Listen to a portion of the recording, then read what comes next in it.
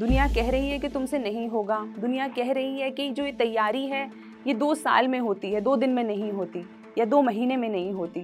ये सब दुनिया कह रही है। इंटरव्यू में मेरे नंबर बहुत कम थे, सिर्फ 151 नंबर थे और उस चीज़ को मुझे थोड़ा सा शॉक लगा। रुकावटें चाहे कितनी भी हों और आपके अंदर कितनी भी कमियां हों, लेकिन अगर आप उन्हें इम्प्रूव करना चाहते हैं, आप आगे बढ़ना चाहते हैं तो आप वो कर सकते हैं। रुकावटें तो जीवन में बहुत आएंगी, डर भी लगेगा, निराशा भी होगी, पर यही जीवन का रास्ता है। ये परेशानियां सिर्फ पड़ाव हैं। इन बाधाओं के आगे अगर थक गए, झुक गए या रुक गए तो सिर्फ बातें रह जाएंगी कि ये कर लेते तो यह हो जाता, वो कर लेते तो वो बन जाते। लेकिन अगर सच में कुछ बनना है तो हिम्मत तो दिखानी होगी। नमस्कार दोस्तों, मेरा नाम डॉक्टर तनु जैन है।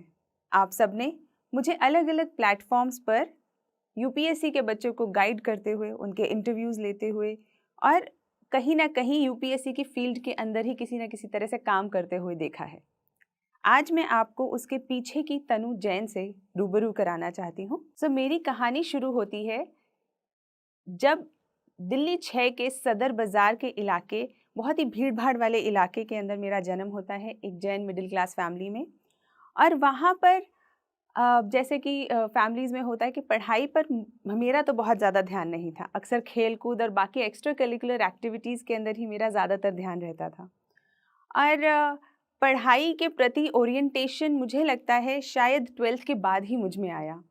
लेकिन एक चीज़ थी जिसने मुझे बचपन से मोटिवेट किया, वो थी मेरी मदर की एक सवाल कि तुम्हें बड़े होकर क्या बनना है। तो वो जो सवाल था उसने मुझे कॉन्स्टेंटली मोटिवेट किया और ये सोचने पे मजबूर किया कि मुझे आखिर बनना क्या है। शायद उसकी क्लैरिटी मुझे 12th तक भी नहीं थी। मैंने मेडिकल साइंस ले लिया था, लेकिन मुझे नहीं पता था मुझे कौन सा डॉक्टर बनना है, किस तरीके का डॉक्टर बनना है। आगे चल के मैंने BDS किया सुभारती मेडिकल कॉलेज से और फिर शुरुआत होती है मेरी यूपीएससी की जर्नी की। इंटर्नशिप के अंदर मुझे पहली बार ये पता चला कि ऐसा कोई एग्ज़ाम होता है जिससे हम ऑफिसर लग सकते हैं, अधिकारी लग सकते हैं। और उस वक्त तक शायद मुझे ये भी नहीं पता था कि एक अधिकारी करता क्या है, एक IAS ऑफिसर या एक IPS ऑफिसर, एक AFHQ ऑफिसर क्या करता है। और फिर जब मेरे को धीरे धीरे ये समझ में आने लगा कि मुझे नहीं पता क्या करते हैं, लेकिन समाज उन्हें बड़ा समझदार समझता है, तो वहाँ से मेरी एक अट्रैक्शन की इस जर्नी की शुरुआत होती है। तो जब मुझे पहली बार पता चला कि सिविल सर्विसेज का एग्ज़ाम देना है, मेरे पास कोई गाइडेंस नहीं थी, फैमिली के अंदर किसी ने दिया नहीं हुआ था। तो मैंने अपनी मदर से कहा कि मम्मी ये एक एग्ज़ाम होता है और मेरी इच्छा है कि मैं इसे दूँ। तो जैसा कि हम हमेशा करते थे, मेडिकल के समय में भी किया था, तो मैं और मेरी मम्मी नई सड़क, एक जहाँ पे बहुत सारी किताबें मिला करती हैं, हम नई सड़क चले गए और वहाँ जाके सबसे पहले जो हमने काम किया वो किया, वहाँ से यूपीएससी की 2-4 किताबें खरीद ली। और वो शायद सबसे ज़्यादा अनयूज़फुल किताबें थी, लेकिन हमने खरीद ली और उसी से मैंने अपनी तैयारी शुरू करी। फिर जैसे कहते जहाँ चाह होती है वहाँ राह होती है, दोस्त मिलते गए, कारवां बनता गया, नए नए लोग, नए नए फ्रेंड्स मिले जिन्होंने मुझे धीरे धीरे करके गाइड किया और मैंने अपना पहला अटेम्प्ट 2 महीने की तैयारी में दिया। तो जब मैं अपने कई दोस्तों से मिलती थी तो वो अक्सर मुझे बताया करते थे कि नहीं, 2 साल की तैयारी लगती है यूपीएससी का प्रीलिम्स क्लियर करने में। पहले आप GS की कोचिंग करेंगे, फिर आप पूरा साल कोचिंग करेंगे, उसके बाद आप तैयारी करेंगे, सेल्फ स्टडी करेंगे और फिर जाके आप कहीं प्रीलिम्स का एग्ज़ाम देंगे, तब आप क्लियर कर पाएंगे। तो शुरुआत में तो मैं थोड़ा डर सी गई थी कि मैं तो बहुत कम तैयारी के साथ ये एग्ज़ाम दे रही हूँ, पता नहीं क्लियर होगा या नहीं होगा। लेकिन मैंने सोचा बहुत सारे अटेम्प्ट हैं, चलो दे देते हैं, एक अटेम्प्ट तो देते हैं। और मैंने बहुत जी तोड़ तैयारी करी और 2 महीने के अंदर ही मेरा प्रीलिम्स क्लियर हो गया। ये मैं आपको इसलिए बता रही हूँ क्योंकि बहुत बार अक्सर बच्चे इस कॉन्फिडेंस को लूज़ कर जाते हैं कि दुनिया क्या कह रही है। दुनिया कह रही है कि तुमसे नहीं होगा, दुनिया कह रही है कि जो ये तैयारी है ये 2 साल में होती है, 2 दिन में नहीं होती या 2 महीने में नहीं होती। ये सब दुनिया कह रही है, ये वो नहीं है जो आपके लिए ज़रूरी है। क्यों? क्योंकि आप अपनी कैपेबिलिटी को, अपनी आपकी जो इच्छा शक्ति है, आपकी जो मेहनत है, वो सिर्फ आप जानते हैं, वो दुनिया नहीं जानती। तो अगर आप किसी भी तरीके से ये विश्वास करके उनके हिसाब से अपनी तैयारी को चालू रखेंगे, तो कहीं ना कहीं फ़र्क आ जाएगा। तो इसीलिए अच्छा है कि आप अपने आप पे विश्वास करके इस तैयारी को जारी रखें। तो मैंने जब 2 महीने में प्रीलिम्स क्रैक किया, तो उस वक्त शायद मुझ में थोड़ा कॉन्फिडेंस बढ़ गया कि हाँ, मैं ये एग्ज़ाम निकाल सकती हूँ, मैं ये एग्ज़ाम को क्रैक कर सकती हूँ। लेकिन क्योंकि सच में तैयारी तो कम थी ही, उस साल मेरा मेंस नहीं हुआ। और वो जो असफलता थी, उसने सबसे पहले मुझे ये सोचने पे मजबूर किया कि क्या क्या ऐसी मैं गलतियाँ कर रही हूँ जिसके कारण से मेरे मेंस के अंदर उतने अच्छे नंबर नहीं आए। और वहीं से मेरी सेल्फ एनालिसिस की जर्नी स्टार्ट होती है। मैंने एनालाइज़ किया कि किस किस जगह पर मैंने अपने तैयारी को अप टू डेट नहीं रखा, कहाँ कहाँ पे मैंने मेरे आंसर राइटिंग्स के अंदर प्रॉब्लम है, क्या मैंने मॉक टेस्ट्स कम दिए हैं। तो ये सारे जो भी अलग अलग चैलेंजेस थे, उनको मैंने एनालाइज़ किया, एक डायरी में लिखा और हर तरीके से कोशिश करी कि उनको एक एक करके एड्रेस किया जाए।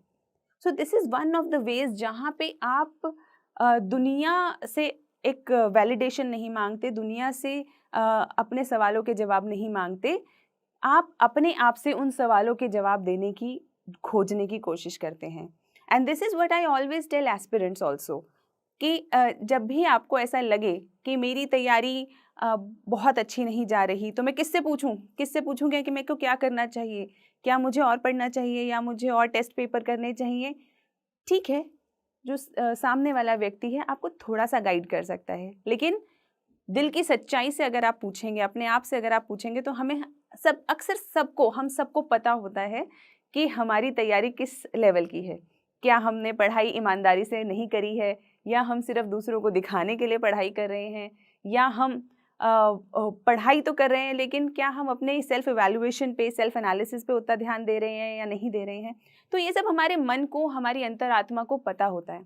तो जहाँ सबसे पहला जो सवाल होने चाहिए आपके, वो आपकी अपने आप से होने चाहिए, और वहीं से आपको जो चैलेंजेस नज़र आएँ उन्हें आप एड्रेस करें।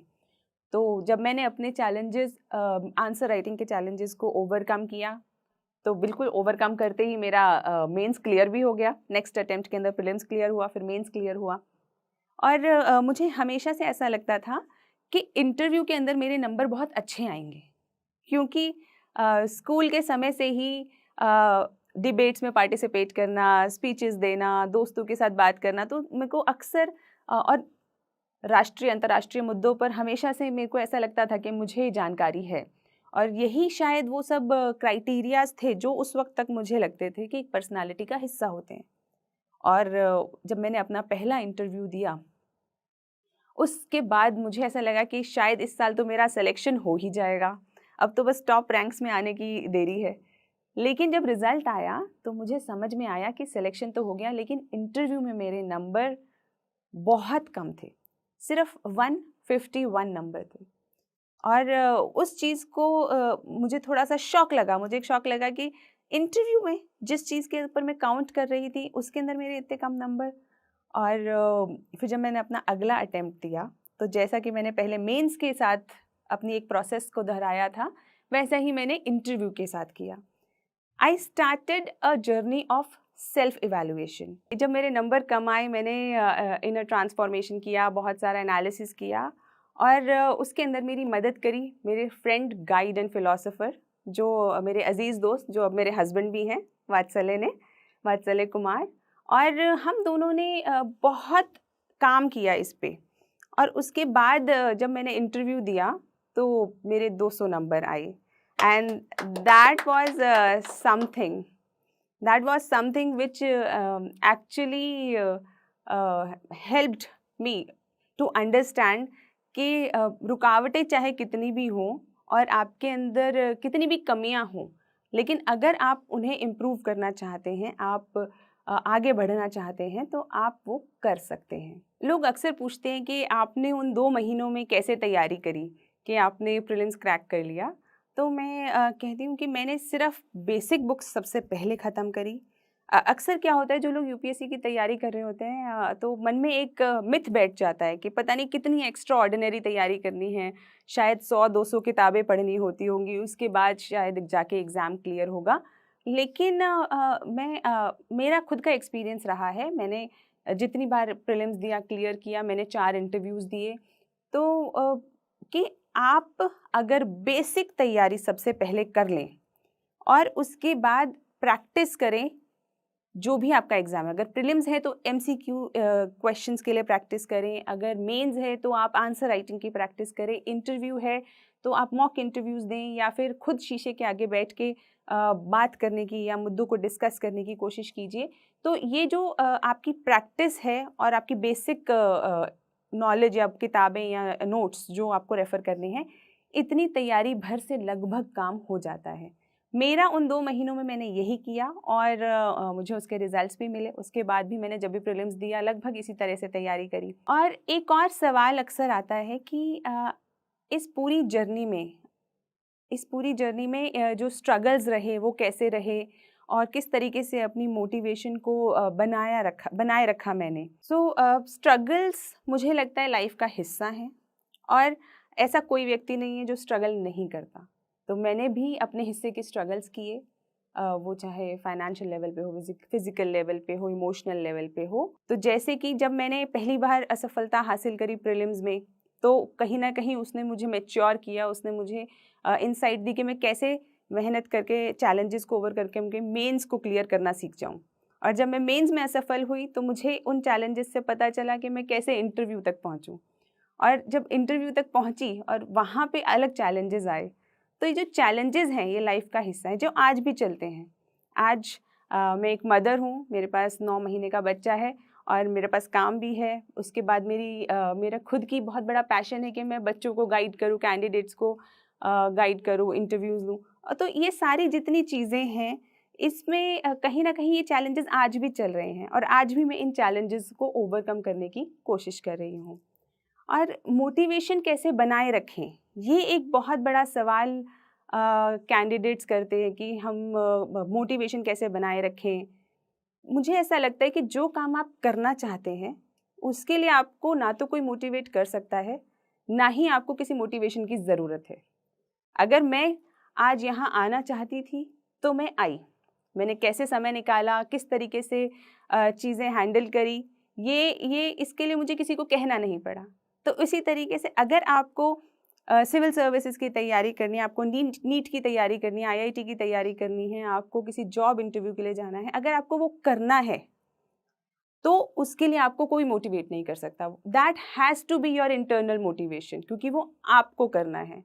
उसके लिए आप क्या स्ट्रगल करेंगे, क्या रात की नींद को सैक्रिफाइस करेंगे, क्या आप मेहनत करेंगे, किस तरीके से आप करेंगे, that has to be your own challenge. ये आपकी ज़िंदगी का अपना चैलेंज है जिसका जवाब आपको खुद ढूंढना है। कोशिश करें कि आपकी जो खुद की इच्छा है, जो खुद का सेल्फ मोटिवेशन है, that should be the main focus of your life. तो बहुत सारे लोगों को हो सकता है आपको उनकी बात को किनारे करना पड़े, लेकिन अगर आप खुद से ईमानदार हैं और आपको पता है कि आप क्या कर रहे हैं, तो आप अपने रास्ते पे चलते रहिए। मेहनत से ना डरें, स्ट्रगल से ना डरें और हर तरीके से जो सपने होते हैं, सपने वही होते हैं ना जो हमें सोने नहीं देते, ऐसा श्री कलाम साहब ने कहा है।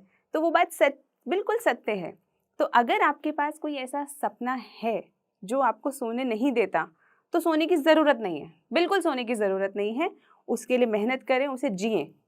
क्योंकि हम सब जितने भी क्योंकि शायद जब मैं स्कूल में थी या जब मैं कॉलेज में थी, मैंने भी नहीं सोचा था कि मैं एक दिन सिविल सर्वेंट बनूंगी या एक दिन शायद मुझे जोश टॉक्स यहाँ पे बुलाएगा। तब तो सबसे ज़्यादा जो मुझे लगता है कि मेरा हाईएस्ट एम जो था वो ये था कि शायद मैं किसी तरीके से एक ठीक ठाक सी नौकरी ले लूँ कहीं पर, अपने आप को बस फाइनेंशियली इंडिपेंडेंट करने की एक मेरी सोच थी। उसके अलावा मुझे ये नहीं पता था कि मैं आगे चल के क्या करूँगी। तो वो एक बहुत ही छोटा सा एम है, फाइनेंशियली इंडिपेंडेंट करना खुद को। तो इसके बाद जब लेकिन आपका जो भी सपना है, आपके जो भी एम्स हैं, उनको आपको ओन करना है। तो किसी और के लिए नहीं करना है, मम्मी पापा के लिए नहीं करना है, समाज के लिए नहीं करना है, कंट्री के लिए नहीं करना, किसी चीज़ के लिए नहीं करना है, क्योंकि ये सब तो बाद में आएगा ही आएगा। जब आप बन जाओगे तो किसके लिए करोगे? देश के लिए करोगे, समाज के लिए करोगे, अपने माता पिता, भाई बहन, दोस्तों के लिए करोगे। लेकिन सबसे पहले क्या ज़रूरी है? आपका सफल होना। पहले सफल हो जाएं, उसके बाद जब आप खुद पावरफुल हो जाएंगे, जब आप खुद एम्पावर्ड हो जाएंगे, तब आप सारे वो काम कर सकेंगे जो आप करना चाहते हैं। Thank you.